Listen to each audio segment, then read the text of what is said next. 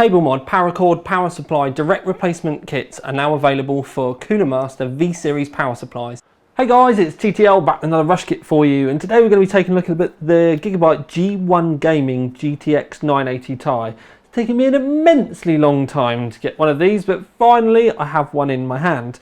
Now there is a lot of stuff that we can talk about on the box, and talking about the LEDs and all the fins and the lights and even the displays. So I'm going to keep cutting between the two.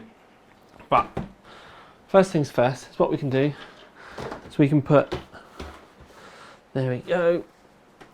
Right, so I was getting myself sorted out behind the screen. So yes, so essentially GTX980 Ti, Gigabyte G1 Windforce technology. Lovely bubbly. They've got the triangle cool technology, which does mean that the fans are obviously slightly angled. But one thing that I will say straight away is, if we have a look here, you can see there's an Allen key bolt just there, or an Allen key head I should say, and up this end there's actually a bolt, and you've got an immensely packed fin stack through the middle, and that's what's been bolted all together. But there's also different height fins. If you have a look there, I know you can see the shadow, but the fins on this card are immense. So proper up close zoom in. Hopefully we can show you the nuts and bolts better. There's that. We'll come back round this way. There you go, you can see the Allen key nestled in there. There are two of them in there. So there is, and the point of me showing you that, an awful lot of weight to this card.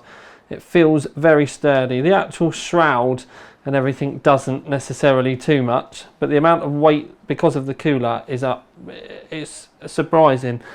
Now, specs of the card, it's obviously a GTX 980 Ti, but out the box the base clock is 1190 megahertz, and then the boost goes up to 1291. Then the GPU boost 2 will take over, and I would have thought we'd be seeing something around the 1325 to 1350 mark out the box without having to fiddle with anything. We've got two 8 pins up here to feed the power. There is a nice backplate, and they've actually got the writing up the right way as well. Something else that I do like is we've got a Windforce light on the side. Now these two lights here light up white when the fans stop spinning, so the silent and the fan stop light comes on. But this light is configurable in the Gauntlet software. You can have it so it only comes on when the fan spins, or you can turn it off altogether, or you can turn it on permanently. And it's got a selection of colours as well, as we can see on the box here. You've got a yellow, blue, purple, red, green, really light blue, and the white. So it's not quite RGB, but it is definitely customizable.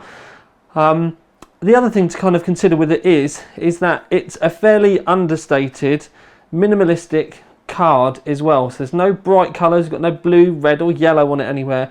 The only real colour that we get is this silver around the outside. I've zoomed out too much now. So it's just this silver around the outside. So it's one of the few cards where this RGB actually makes sense. It's actually the reason why I've been trying so hard to get it, because I'm personally hoping that the performance backs up the aesthetics.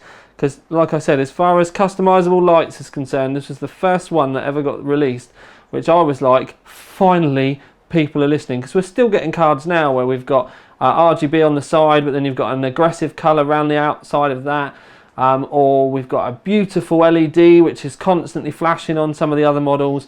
So for me, it's a big step in the right direction. We've got a lovely backplate. You can see we've got an overhanging cooler down the side here as well, and it is a beefy cooler. Now I have looked online and it's available for 575 quid. I thought that said 25 quid then as I glanced behind me at OC UK. So it's up there with the premium 980 Tis.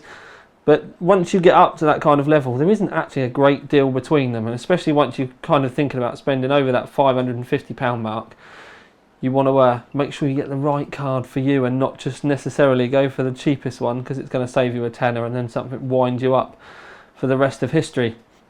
So that's the first look at our G1 gaming GTX 980 Ti. I've moved it all around all over the place, but this was always meant to be just a quick look. We should be doing the full review within the next couple of weeks on OC3D. We've got a bit of a backlog at the moment, but we are working through it as hard as we possibly can.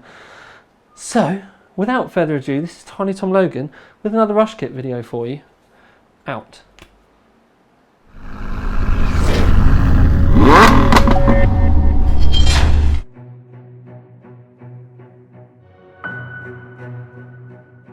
Cable mod, paracord, power supply, direct replacement kits are now available for Cooler Master V-Series power supplies.